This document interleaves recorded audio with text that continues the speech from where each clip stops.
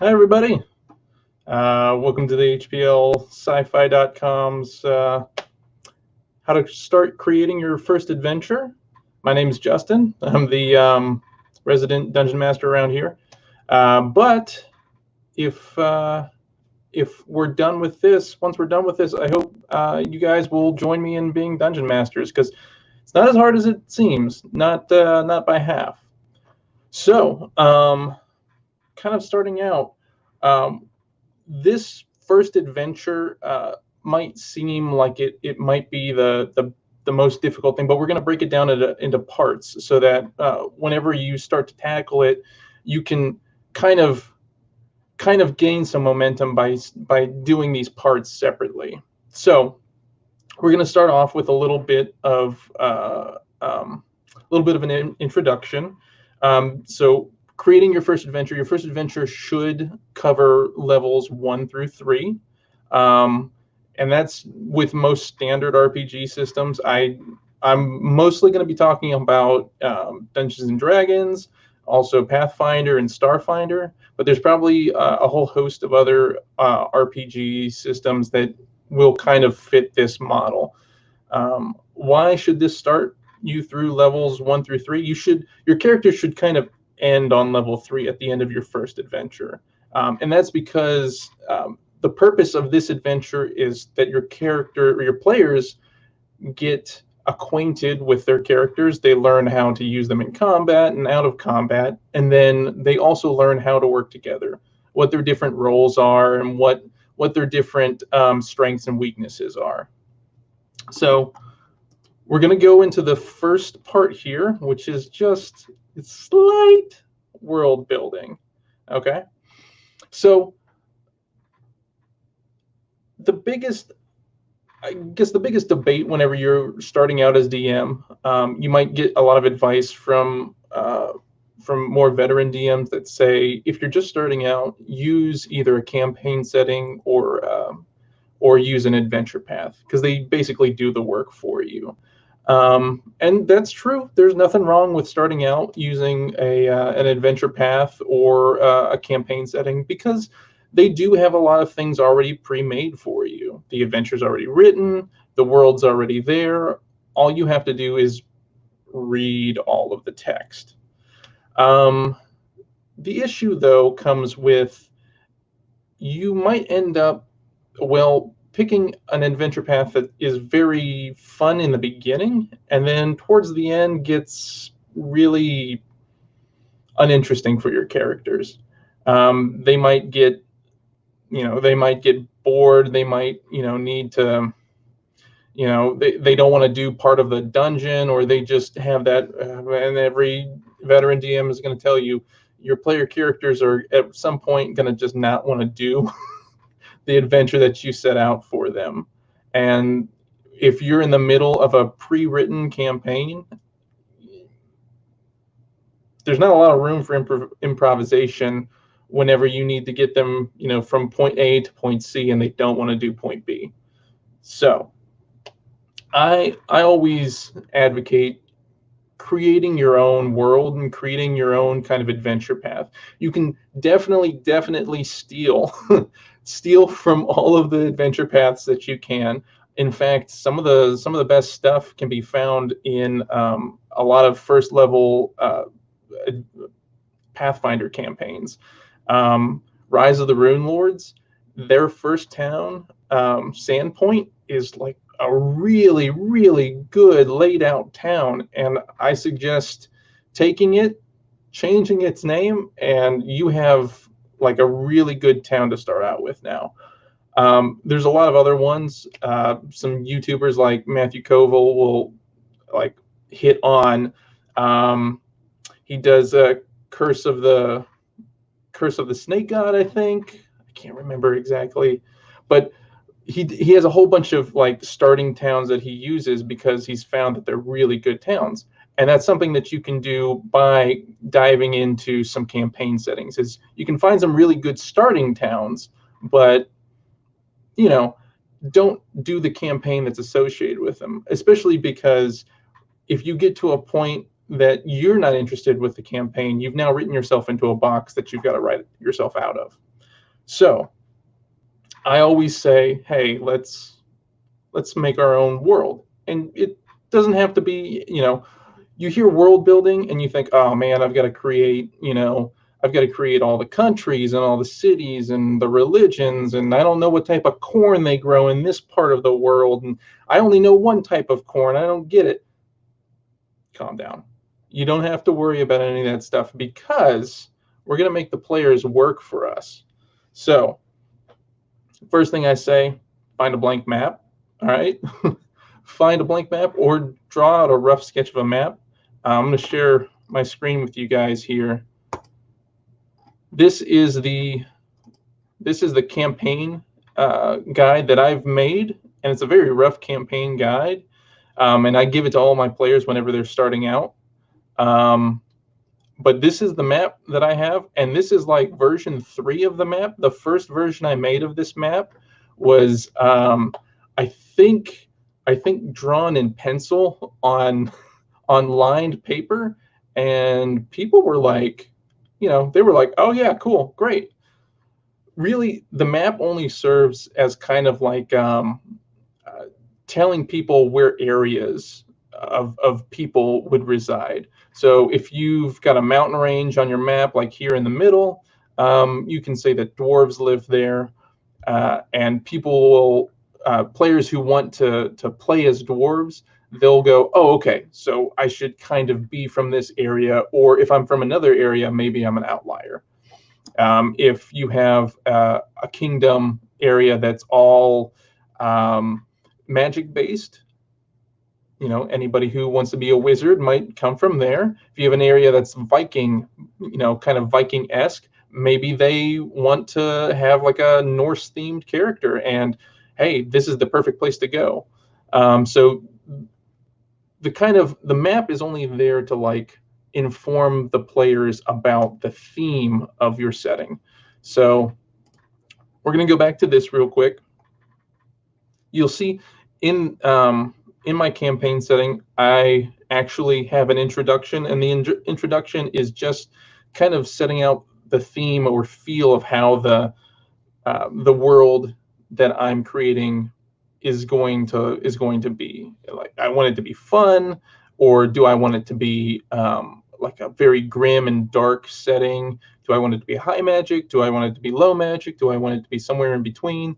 That's kind of what the introduction like sets the tone for. So theme your areas on the map, and create big towns. You'll see all these different towns here and there. Those are all just big cities. Those are the biggest towns, something that a player character would know as a reference point. So they might not be from these big cities, but they could say that their town is 10 miles outside of this town, Newgate, and you would kind of know the area that they're from. So you're going to make your players work for you. And what do I mean by that? Well, you don't actually have to create most of the world. You only have to create the theme and kind of like the settings of what some people would expect to be there. For instance, you're going to say, you're not going to lay out the entire city map of a dwarven city that's in the mountains. You're going to say, there's a dwarf city. It's in the mountains, and it's in the mountains called Hedron's Peak, and there's dwarves in there that ride griffins and patrol the outside of the city, but the city is built within the mountain. And then the player is going to go, oh my gosh, is there a fighters guild in this city? And you're going to go, yeah, they were, yeah. Funny enough, it was. What do you think the fighters guild was called? Because I just want to compare notes, so maybe we can. Yeah. Oh yeah. No, that's exactly what the fighters guild was called. And so you're going to let them kind of like build part of that city for you. Now they might want to, take it in a direction that you don't want to, and that's when you as a DM can step in and say, well, they don't have laser cannons in the dwarven city, but what they do have are huge iron forges, and so they produce a lot of ironworks. And maybe the player will take that and run with it. Now, what this sets up, especially with the map that you've already made and you've got some rough areas, is now you've made a dwarven city in the mountains with griffin riders, and perhaps one other player wants to be an elf from a forest that's right next to it, and they ride giant owls, and now you have giant owls versus griffins, in a war that's been waged and it's very bloody, and now there's some dynamic there. But you didn't create that just ahead of time. You let the players kind of engage, kind of like pull their own stories into your world, and now they're kind of invested in that world. So they're a little bit more invested in their characters too, because they think that the more that they can do it, maybe there's a chance that they'll get back to the dwarven city and ride a griffin or something. But we're going to leave that for later. That's a whole other topic. Just know that you're going to create a small amount of a world, big cities, big, landmarks that people would be able to know, and you're going to let your players kind of come up with a lot of others. You're going to theme your areas, and you're going to create kind of like a recent events, but you're going to keep the far past the mystery.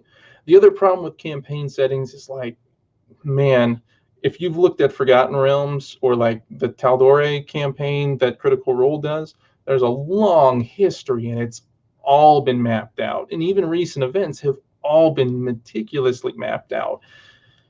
Trying to put a new character in all of that, especially if it's a very new player behind that new character, it might seem a little daunting, because now on top of them having to learn how to play this game, they now have to learn the entire world history if they want to like know where to put their player in. So a lot of times whenever you put people into a campaign setting, they just kind of might flub on the campaign. So they'll put their character in there and they'll try and work as best with their character. But if the backstory is too grand for them to like really want to dive into, they're not going to have as much interaction with the world. So make them make a little bit of the world and they'll be a little bit invested. Last but not least, whenever it comes to deities, steal some. I like the Pathfinder deities. If I don't want to have to create a whole bunch, you can give them new names and you can just keep the names. Doesn't matter. It's your campaign. It's your world. Hey, look, same deities, different names. Or you can just create a few. For this campaign, and I'll share it again. For this campaign, I created just 9 deities that kind of like run the gambit of lawful good through chaotic evil.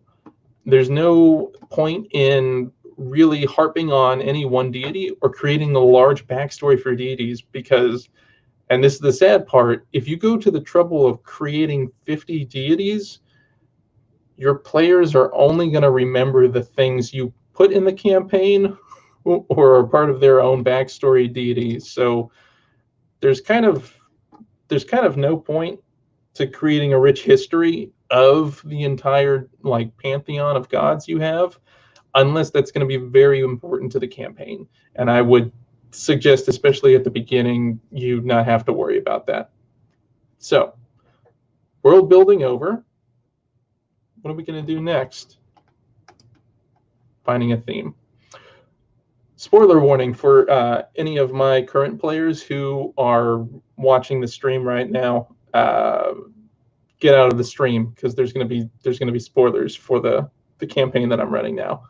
Sorry, it was the one I had the best notes on. In any case, so the second part, really the first main step of creating the adventure, is finding a theme for the adventure. A lot of first adventures, a lot of adventures in general are going to have like a theme. It's either going to be it has to do something with goblins, or it has to do something with vampires, or with floating cities or underwater adventures, something like that. Your job is to find a theme that you really like and kind of stick with it. Now, for this, you can find inspiration in just fantasy drawings or movies, TV shows, comic books that you've read. I find the best inspiration from all of the schlocky action movies that I loved as a kid, because now I can make my players go through rooftop chases and through wagon ride chases. They can have to kick people off of cliffs or scale a castle wall. I can put that in there and see how they react to the things that I want them to do. So for mine, actually, my inspiration for this was,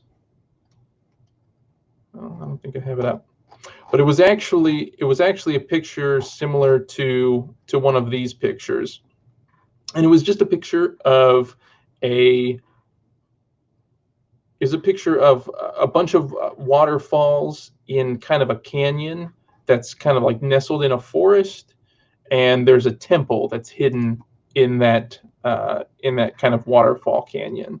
And I thought, you know what? It would be really cool to have my characters, or to have the player characters, go and find this temple and kind of explore some place that's been, maybe turned over. There's something wrong with it, So I thought, okay, I'm starting with this. This is the first level campaign. This is the first level adventure that I want them to go through. They're going to have to go through this kind of like waterfall temple, and then you go from there. So stick to your inspiration. I'll say pros and cons about starting in a big city, because a lot of people think, oh, big city, that's easy. There's lots of things that players can do. There's lots of things that players can run into in a big city. For a first level campaign, that can be a really fun time. I find that the problem with starting in a big city for level 1 is that there's almost too much to do, and there's a plethora of choices. So whenever you want to make them go one way, it's a lot harder for them to focus on going that one way. Because remember, these level 1 players, player characters might not start the game knowing each other. So they have to get to know each other. They have to, there has to be almost no way for them not to go on the same adventure together, because that's another thing. Sometimes some players will be inconvenient and complicated, and they want to go do their own thing. So by forcing them to kind of work together on this adventure that they definitely want to work together on, they'll come together, and they'll kind of go more on a path where you want them to go. They can still kind of veer from side to side, but they're not going to go stay at a bed and breakfast for 5 nights without you pushing them in the right way to go, if that makes sense. So I would say, if you're going to start out, especially if you're a new DM, if you're going to start off with a first adventure, start off with a small town. So we're going to rough out a concept then. We're going to say, all right, I want to have the first adventure be, I want the first adventure to be some kind of, they start at a small town and they move through to a larger town, and they go from small town to large town. And then you can say, well, the large town, let's leave that for levels 3 through 5, and instead focus on getting out of the small town, because that means that the characters will have to band together in order to get out of this small town. And it might not be it might not be dangerous. Like they might not be wanting to get out of a small town because it's the worst place ever, but they might just be wanting to get out of a small town because they're stuck there, and they might be stuck there because of your inciting incident. So that's another thing we're going to think of, is an inciting incident. So with mine, I was like, okay, they're in a forest. There's a waterfall temple that they have to go to. What enemies are going to be in there? Because that's another thing you're going to want to think of. So, okay, forest temple, waterfall enemies. You can do goblins, but goblins might be a little played out. You can do orcs, but if orcs are going to be in this, you'd think that maybe the orcs would be a little bit more aggressive. So maybe we don't do orcs right now. Maybe we save orcs for later. Because another thing that I want to be happening in this town, to get them to go from point A to point B, is we've got to think of something. And maybe that thing is people are getting kidnapped. All right, people are going missing, and nobody knows why. Nobody can figure out why. So in the campaign that I did, and I'll share this again. In the campaign that I did, I start them off in a small village. So I call it the Village of Deadwood. And there I'm kind of theming it as in like Deadwood. If people get the if people get the callback to the Deadwood TV series, then I'll give them some extra bonus experience. But if I'm also theming this town as in Deadwood, it's kind of like a nowhere town. They just kind of want to get out of it. And so we're going to put them there, and they're going to want, there's not going to be a lot to do in this town other than this first adventure. So they're not going to want to stay there. And I have to make sure that they go to the forest temple instead of just leaving town. So we're going to make the inciting incident that people are going missing, and some person is going to run into the group of players, and they're going to be just distraught that their loved one hasn't come back from the forest, and that's going to start the adventurers off on their path. So the Village of Deadwood, introducing the party, that's another big thing. Where are you going to start in? Are you going to start in a tavern, or are you going to start in some other place? Tavern's a little cliche, but it's honestly one of the best places. So I'm going to jump into the next thing. So starting in a tavern is probably one of the best places for a new group of players to start in. They're kind of all in the same place. There's some interesting things to do, like they can order beer or something, general tavern stuff. There might be other character, NPCs there who can give some information to the characters. Just like, oh, this is a dead town. Maybe they talk about the town next over that's got a lot of things happening in it. That sounds fun. So the players might want to go to those places. However, the biggest thing is that all of the players can be in this one place individually from each other. So like you don't have to all make them know each other before being in this tavern. So they're all in there. An inciting incident does. We're going to say in my campaign, a lady's going to run in, and she's going to be so distraught. She's going to be looking for her husband, who was a woodcutter. Now, I themed this town of Deadwood as like a lumber town because it's in the forest. I need him to go to a forest temple. So why not make it in the forest? And it's like one of those really dark lumber towns that's just kind of like square nestled in the middle of a forest. and there's not really any reason to be there except for lumber. And Stephen King wrote a book called Wind Through the Keyhole, and in the story within a story within a story, you know, a little kid lives in a lumber town, and his dad goes missing in the forest, and it's just a really good hook. You know, like there's something dark and mysterious in the forest, and that's one that you can translate into your campaign. So we got a hook.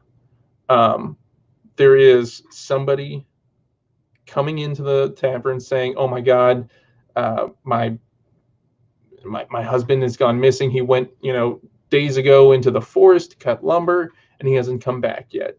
And now your PCs can interact with that. Now they have kind of a direction to go. Maybe maybe the woman will say, you know, "Oh, the sheriff's not doing anything," and the mayor just says that everything's okay, and I know it's not okay, and yada yada yada. Now your characters have two places to go on top of, hey, we're just going to run into the forest and hope we find people. Oh, now we can go to the sheriff, and now we can go to the mayor. So without a lot of work, we now have the setting, we have the small town, we have the inciting incident, and we have two little plot helpers to make sure that the players take the bait. So what did I do in this? What did I do in this town? Well, let me share this again. What I did is I started the players in the Broken X Inn and Tavern. The bartender was very nice and interesting. They all had enough time to kind of talk to one another, and kind of all the players could talk to some of the other NPCs in there. I put some interesting characters, like there was an old soldier who was just out of a very recent war. There was an elven noble who was just kind of like on his way to another place, and there was a couple that came from a town not too far away that was selling wares. And so those people could kind of like fill the characters in on things that were happening now, big things that were happening, and things that were happening just outside of this town. So then a woman runs into the tavern, says hasn't seen her husband in days, and incites the incident for the players to go talk to the mayor and the sheriff. So now that you started that, what are some things to focus on during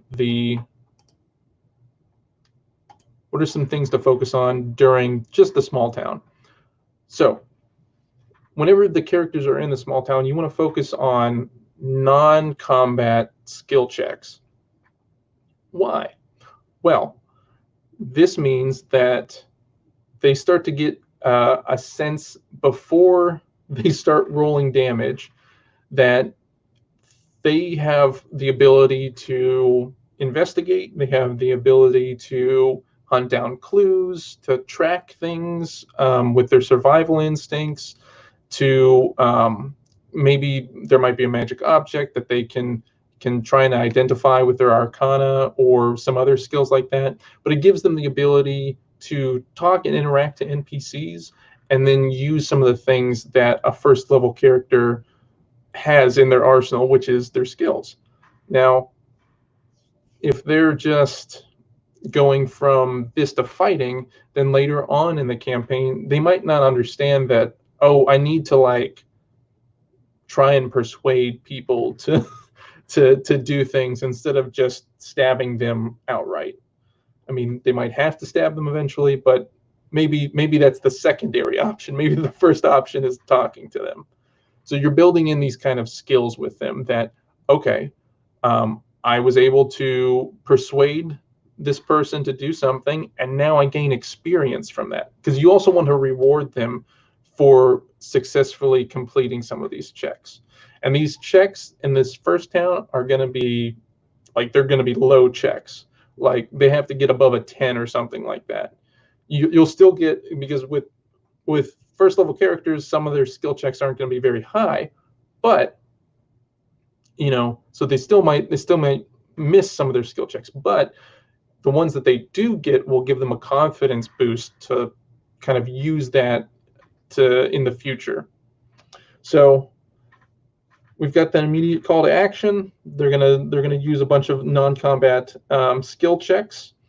If you're not in a COVID situation where you can do things face to face, handouts at this point are very fun. Say they're having to in my instance, they have to go from the mayor. They have to talk to the mayor first and get a writ of summons from the mayor that says they're entitled to all the information that the sheriff has, and then they take that to the sheriff, and they can get the information from the sheriff. Having a little piece of paper that looks handwritten that says, I, the mayor of the town, give these people permission to, track down what's happening to our town. That's just delightful for players, especially in person, because now they have a piece of the adventure with them, and it will also keep them kind of on track to be like, what were we supposed to do? Oh yeah, that's right. I have it written down right here. We have to go talk to the sheriff. So little bits of handouts, little skill checks here and there, and you're almost done with your first town. And if you've noticed, I haven't really even talked about the entire town, like what's in it. And that's because it really doesn't matter. I wouldn't put any major item stores or weapon shops, maybe a smithy, but he just makes horseshoes. And the reason for that is because you don't want the players to stay in this town. You want them to leave the town. You want them to go on their adventure. And anything you put in the town is kind of incident for them to stay and spend more time in the town. So, maybe there's a few things. Maybe there's a healer, but she was kidnapped as well. So her store's closed. Maybe there's a small temple in the town. Of course, some houses, but those are all boarded up, or some of them, it's just random people. No use going to them. Maybe there's a general goods store, but just kind of sells general goods, not really anything, big or impressive.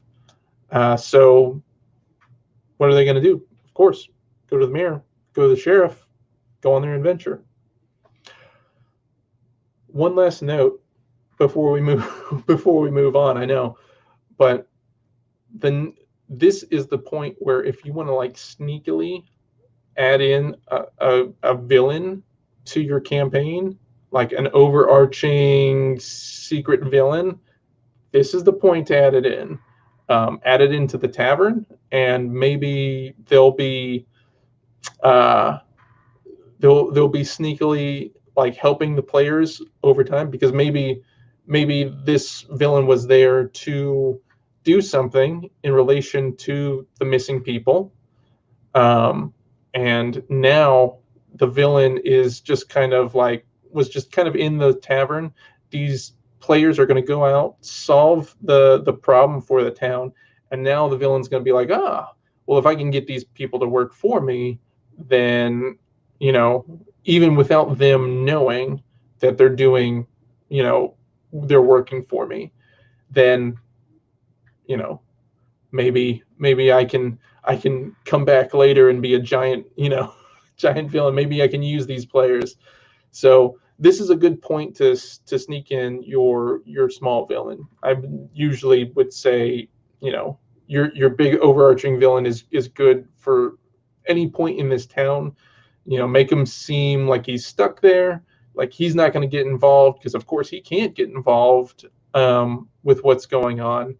But he's nice to the players. He offers help for the players, and maybe shows back up later on in the campaign as a helpful person that they can kind of rely on. And it's kind of like a sneaky at the very end of your campaign at level 20. It turns out he's the Lich Lord or something like that. But anyways, we're going to go on next to the next most important part of your first adventure, and that's the first fight. So we've talked about kind of why, at the very beginning, we talked about why a first level adventure is important. And that's because your players need to get used to their characters, and your characters have to get used to working together. And nothing kind of like shows that teamwork more than the first fight.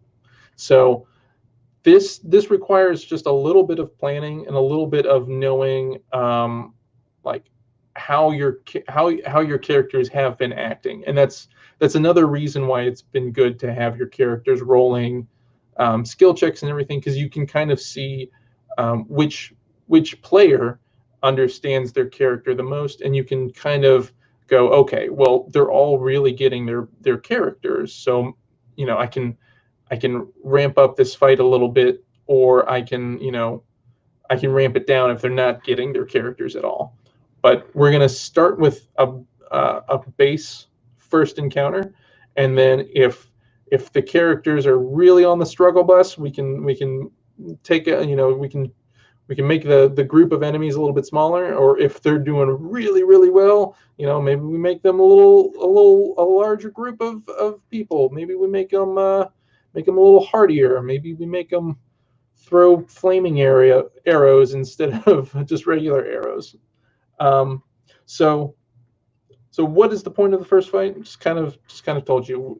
The players have got to start working together, and this is the first incident where they can start working together in combat. So whenever you're approaching the first fight, remember that skill checks are important. Something that can give them advantage if they want to stealth up to the first fight, maybe give them advantage, maybe give them a surprise round. Or if they can notice signs that there's an ambush, maybe they negate the ambush itself if they roll good skill checks. Again, reinforcing the fact that there's more important things to do outside of combat. For my first campaign, first level campaign that I've been going through, what I did is, the reason they were stuck in this small town is because no wagons or carts have been coming in or out of the town, and they don't know why. And so basically the adventurers have been told to go down the road to see what's going on, if they can get to another town. They start going down the road, and they see a massive fallen tree on the road, so it's blocking the way. And what happens with that? Of course, there's an ambush for them. The lizard folk that I talked about earlier, those are the ones who have kind of laid this ambush, and they're the ones who are kidnapping people and taking them back to their kind of waterfall temple in the forest. So they're laying in wait for them, and there's an ambush. They have the ability to negate the ambush if they roll good skill checks, and then we're in the first fight. So there's some veteran dungeon masters out there, especially on YouTube, that have different categories for people. Kind of like there's like pikemen, there's artillery, there's tanks, there's glass cannons, and there's leaders. You can take all that in or not, but basically you want to use a combination of those people as enemies. So by that I mean, if there's a tank, what that means is it's a big, very hardy enemy that's going to be able to soak up a lot of damage, but he doesn't do a lot of damage himself. Pikemen are kind of low health creatures that just kind of are meant to block the players from getting to people behind them. Artillery are like archers. They're going to fire, but once you get up close to them, they're not going to be able to do too much to you. So kind of keep that in mind whenever you're creating the first fight, because you don't want to throw all of those at them. You don't want to throw like several of them. I'd say stick to kind of 2 types of enemies. So for mine, I chose some smaller, weaker lizard men that were going to just kind of like charge up and try and like stab them, and then some archers that were going to stand on top of the log and fire arrows at them.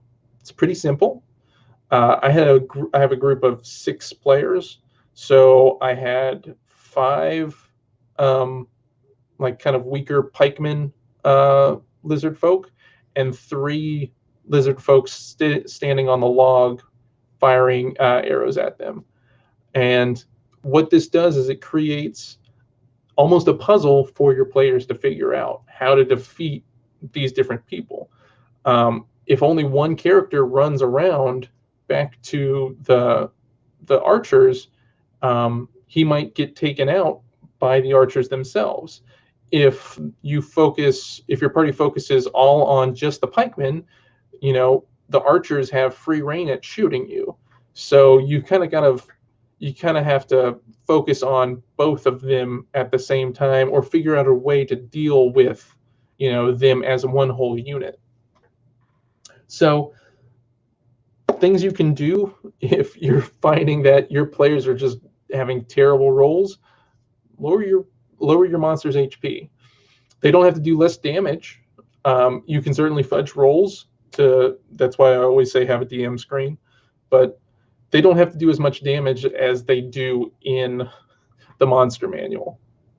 And that's true for at any point in the game. Like they don't have to do as much damage, and you can fudge the rolls.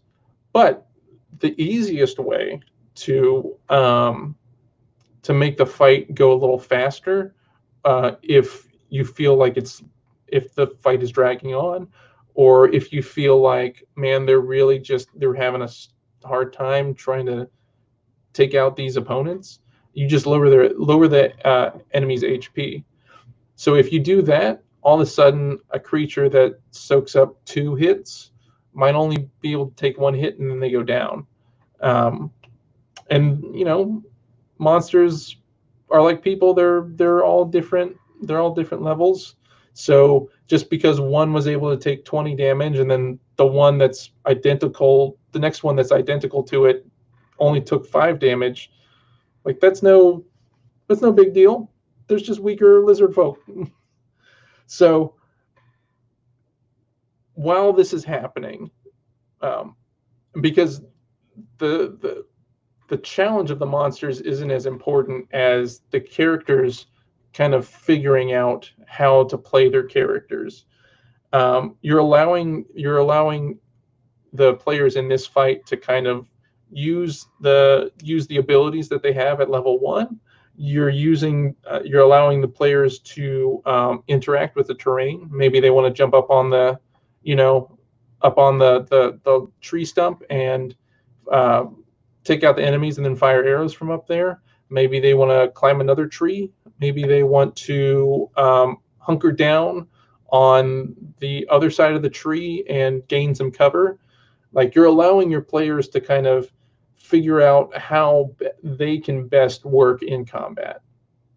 Especially at this early stage, it's really important so that they don't get overwhelmed in kind of later stages, not knowing how to fight, not knowing how to, use their spells or use their abilities. Like, this is the time for them to figure all that out.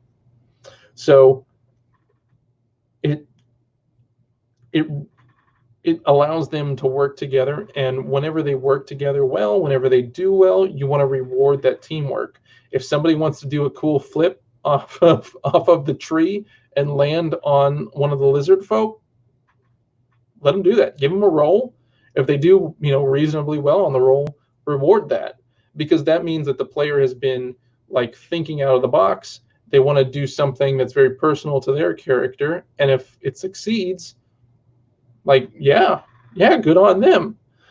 And then after the fight is done, because this fight shouldn't be too long and too taxing, you want to make sure you plant treasure and rewards and recuperation for them afterwards. So what do I mean by that? Make sure there's some items left by. Maybe maybe they didn't have maybe these lizard folk didn't have a lot on them, but maybe the lizard folk had just taken out a carriage or something like that had a couple health potions in there.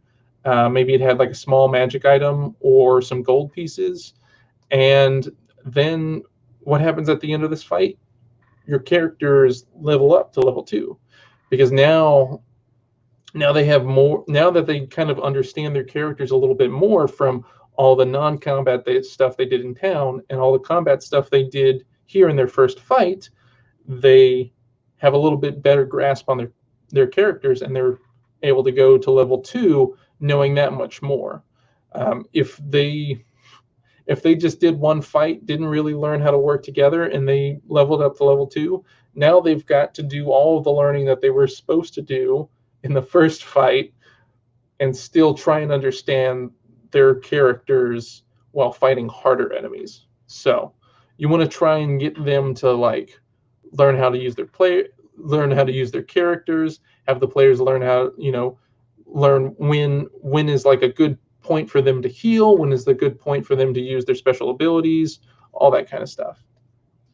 So they've made it past the first fight. What's next? Well, we're just going to get them to the dungeon, of course.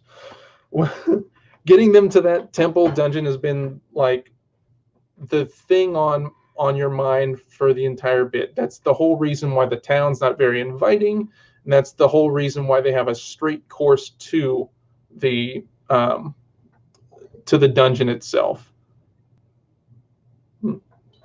Excuse me. So, tips for the dungeon. Keep the dungeon small. There's some sort of rule at some point that a classic Dungeons and Dragons dungeon needs to be 3 floors or 9 floors, 9 rooms on each floor or something like that, or 3 zones per floor. That's old school, and it can bog down. It bogs you down into you having to like actually map out an entire dungeon, which can be fun, but for your players at level 1, that's a lot for them to go through, especially if you want them to do something else after this, because a dungeon that's that intense is probably should get them through to like level 4 or level 5, and level 1 through 5 are kind of like those are the levels where your player characters aren't going to be as powerful, so you can put them in more situations that mirror the players themselves. Like I'm just an ordinary guy. My paladin might be level 1, so he can't do a whole lot. So I think of him more as like in terms of me. Maybe he can move a boulder where I can't, but what he can't do is survive like a whole fireball in his face. Later on, he can, but right now is the time to put them into like dangerous situations where they're going to fear for their player characters' lives. Because that's part of the fun of it, is now they're getting into their players' characters' heads. And if you throw them in a dungeon for all of those levels, that they have to kind of like slog through, and they're having to like take naps in the dungeons to make sure that they regain health. Like it's a lot. You want them to like go have adventures so that later on, whenever they do meet one of these really long dungeons, they're more prepared for it. So all that to say, keep your first dungeon short. Really, 2 or 3 rooms is all you really need. So the way that you can supplement that is like, make the entry to the dungeon a little bit of a challenge. Maybe make like what I did is I had two lizard folk guard that were guarding the entrance of the dungeon, and they were able to spot that one of them had a signal horn. So the players had to figure out how to sneak up, take out those two guards, and then make sure that they could get into the dungeon without being, the alarm going off. The easy way would be, of course, to have somebody try and sneak up as close as possible, and then have the other group members try and take them out from range. They used a magic spell that made a dancing lizard folk and drew the lizards in. It was funny, and it was not what I would have done, but you know what? It was teamwork on their on their behalf, and they were able to come up with that plan. And whenever they do that, again, you reward them for working together, because they're at a very early stage where working together is very important. So you want to enable them to keep doing that. So you make the entrance a little bit of a challenge, and then you make small rooms here or there that are fun. They have some fights in them. Maybe they have a little bit of a puzzle or a little bit of a fun aspect to them. The first room in my dungeon, in my lizard folk dungeon, they had to go down like a wet slide, that kind of like a tunnel slide that zigzagged back and forth, kind of like in the Goonies. Again, draw inspiration from anywhere. So they go down these kind of Goonie-like slides, and just end up shooting into a room with a few lizard folk and a lizard folk shaman. So at a different enemy type, and spice it up a little bit. They're able to take care of that, but in the room is a pit that leads to a whole bunch of other lizard folk down there, and is another challenge. After they fight these lizard folks, they hear a whole bunch of other lizard folk down in the pit, and they're starting to scramble up the sides of the walls to the room where the players are, and they have to move a big plate on top of the pit to keep the lizard folk at bay and like hold them down there. So it's another skill challenge for them after a fight, and they kind of feel like there's always something going on, but it's not just fight after fight. So once they finish that room, they have a little bit of a corridor to explore, and then this is where you can add a puzzle. I'm going to touch really briefly on puzzles, because that's how your puzzle should be, very brief. A 12-hour wordplay, trying to decipher code on a wall is not that fun.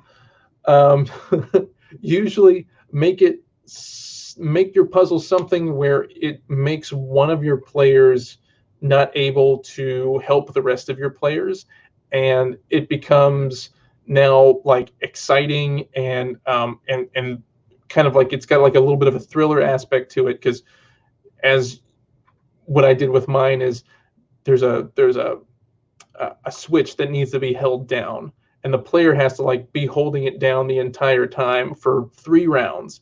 And if they can hold it down for 3 rounds, then they can let go and join the rest of the players.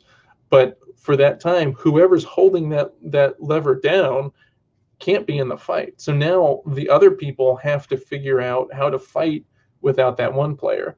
And if you sent your big strong fighter character to hold the lever, the group has to now try and figure out how to fight a few enemies without that player. So it's kind of fun, it's kind of interesting, and that's all that the puzzle is supposed to do. It's meant to spice up the dungeon, kind of give the dungeon a feel that it's not just room after room of just here's 5 enemies, here's 6 enemies, here's 7 enemies. You're just kind of throwing different challenges at them. That leads us, after that room, to the boss. The boss is the first major challenge that their players should face, really. Everything else should kind of feel fun and engaging, and your players should be able to kind of figure out pretty easily that there's a challenge to each one of these fights, and they don't have to, they're not fearing for their lives so much unless they mess up really bad. Now it comes to the boss, and now the boss is going to be the one that really tests the group, because now if they didn't learn how to work together, the boss is really going to punish them for not working together. If they don't figure out their spells, if they haven't figured out their special abilities, when to use them properly, this is going to punish them for not doing that. Not that you should be punishing your player characters, but this is one of those times where it drives home the importance of, you should have figured out how to work together by this point. And it's good that they're doing it now at the low level they are, so that in the future they'll either A, know that they're doing the right thing, or B, they'll fix their mistakes and start working together more. So a few things about the boss. Put a little theater into it. The boss is just going to make the boss a little bit larger than life. For my lizard folk campaign, he's Kronk the Mighty. He's a giant, kind of just large crocodile-like lizard folk. He's got a big sword, and he's just been eating some townsfolk. He's just been, he's been angry that the players have gotten into his inner sanctum, and he is ready to fight. But before the fight, you can have, maybe there's some townsfolk that are still left. They can, talk to the players. Maybe the players got to get them out of their cages. And it's just kind of like that extra step of, it's not you walking into a room, there's a guy sitting on a chair, he gets up and you start fighting. So put in a little bit of theater to it. You've been building up to this point for, the entire adventure so far. So make it a little bit fun for them. I would suggest looking up some layer actions, some pretty simple layer actions for your boss character to go through.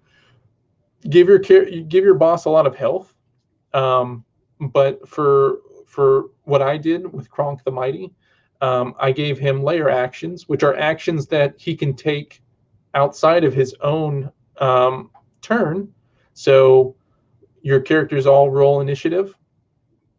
On initiative 20, no matter what, your boss character gets to do this thing to one player. And with mine, he gets to try and grab him. He's a giant crocodile. He's got a giant mouth. He's going to try and grab one of the players. If the player is able to make a dexterity check and jump out of the way, he doesn't grab him. But if they fail that check, now they're immobilized in the mouth, and they might start taking damage next turn, or might not, because we don't know. If the players are at low health, maybe that guy's just immobilized in a crocodile mouth, and you don't want to hurt him anymore, because you might, just end up killing your entire party without them being able to do anything. But so he's able to grab with his crocodile mouth, he's able to grab one player, and now they can't fight, and they've got to try and get out of the jaws of this giant crocodile on their next turn, which now takes up a whole turn of that player's. So your party's down one player. And then maybe as a reaction for anybody getting too close to him, the crocodile has another layer action that he gets to do a big tail swipe every turn. And if he does a tail swipe, you have to roll a dexterity check to jump over the tail. And if you don't, you're just knocked prone. No damage, you're just knocked prone. You got to spend some time on your next turn getting back up. and if he wants to attack you, he gets advantage to attack you if you're on the ground prone. Other than that, it's a pretty straightforward fight. He's just got, I said he had a big sword.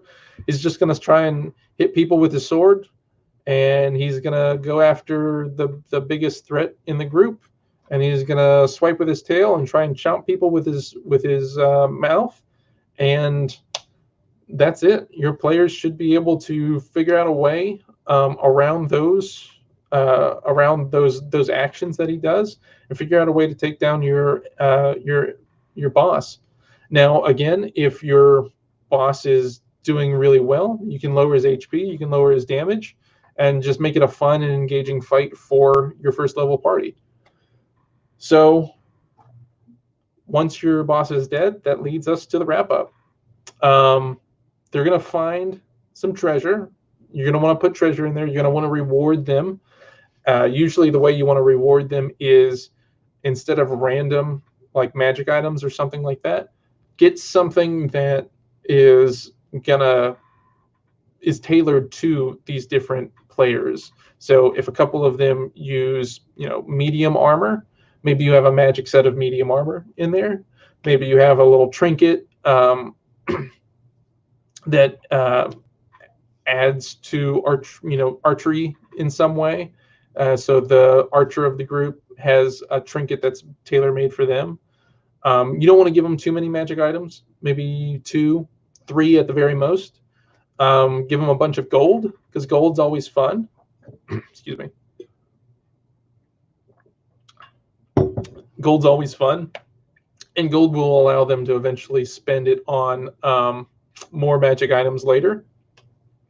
And then, keep the hook going. Don't let them just get the treasure and leave. Maybe they have to escape the dungeon. Remember, there were all those lizard folk that were trying to climb up the hole whenever they blocked it. Maybe they found another way around, and now your players have to escape. They have to escape those kobolds or those lizard folk in a very skillful way. So add some skill challenges to it. Maybe they have to, make a whole bunch of athletics and acrobatics checks, jumping from ledge to ledge to try and get out some way, somehow, and make them work for it. Make them work for getting out. And once they do, it'll be this great load of relief off of them, because they'll just think, oh my gosh, we went in there, we defeated a whole bunch of lizard folk, we killed the boss, and then we had to escape, and now we've survived. We've done a feat. we've gone through an entire adventure, and it never felt at any time like we were just kind of going through the motions of an RPG, because there were skill challenges at every point. And they feel this sense of relief that now they're finally out of danger. You can kind of show them that they're finally out of danger once they escape this temple. So they go back to town, and you literally just, you can say it like that. Once they're out of the temple, they don't roll skill checks to find their way back to town. They're back at town. Once they're back at town, let them collect the reward, but keep the hook going. Maybe something in the temple didn't add up right, and now they have to go to the next town. But no matter what, they've completed this first adventure in grand fashion, and now are free to move on to the next adventure. But they're now a cohesive team that will work together, and you're not going to have one player that's like, I don't want to work with these people anymore, I'm just going to get out of here. Now they're a team of adventurers that can go on to the next adventure that you set out for them, and they have a reason to be working together. So they've got a taste of being a hero. Hopefully you've got the taste of being a dungeon master. And hopefully you've seen that it's not that difficult to make your first adventure. It starts with creating a theme, having a small bit of world building at the beginning to get your players invested. Make a small little town for them to start in with a bunch of skill checks and an inciting incident. Have a first fight that's important for them to learn how to work together as a team. Make a small dungeon, 2 or 3 rooms for them to go through, and then make a boss that's interesting, that can do 1 or 2 things on his turns, and then make them work for getting the treasure and getting out of the temple. And then once you do that, that's your first adventure. You can go anywhere from there. And I hope that you kind of take this and see it as a way to start your own dungeon mastering, whether you're new to it or whether you're a veteran just looking for tips. There's always ways that you can make a first adventure really fun and interesting. And I hope you found the way that I like to set it up a good option to do. I'd like to thank everybody at the Hoover Library and everybody working on the Sci-Fi Fantasy Fest. Down below, you'll see links to their Instagram and the website and their Facebook page. Check them out. There's a lot of things going on this week, and especially Friday and Saturday. And I hope you guys enjoyed, and I hope you guys get out there and start dungeon mastering. All right. Hopefully see you online for the fest this weekend. Bye, guys.